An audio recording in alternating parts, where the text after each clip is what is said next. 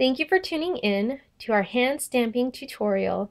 Today we are going to be doing the Nativity scene by CDP Merch. It's a large stamp, approximately 13 by 14 millimeters. Recommendations are a 2-pound hammer. You can also use a 1-pound hammer. It's not necessary that they be brass, but you will prolong the life of your tool, being your stamp, if you're using brass rather than your regular garage hammer. Also, a recommendation is that you use a thicker gauge blank. This is a 20 gauge blank. You're going to be wanting to use something thicker. I prefer anywhere between 18 to 16 gauge. Also, it's not recommended to use stainless steel or steel when you're stamping. The reason being is you're using a steel stamp to create an impression on steel. You can, it's extremely difficult, and I like to do things the easy way. There's a lot of precious metals you can use, but you can use things like tin, bronze, aluminum, brass, gold, silver. There's a lot of different alternatives out there.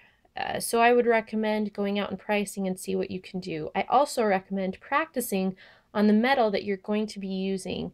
As long as it's not silver or gold, you're not going to want to practice on your silver and gold, but find a metal that is similar in thickness and similar in density, like soft, hard metals. You want the same thing, because if you're always practicing with copper, but you're using something that's a heavier metal that's going to be harder to impress than copper, it's going to be harder than you thought it was to impress. So those are some things that we're going to recommend to you before you start out. You're going to need a bench block.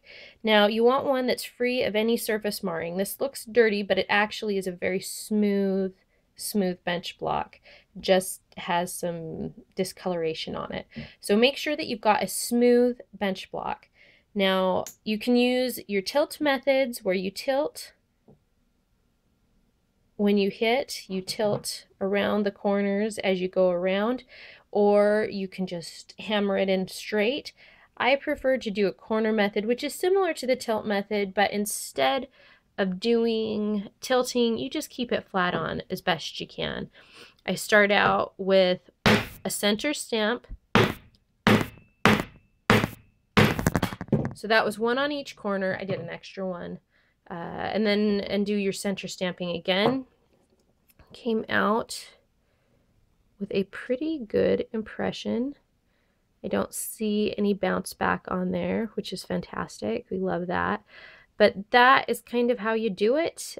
You can hit harder than I did. There, you can see that there's a fairly good indentation in there. We got it pretty good. But that is our tutorial.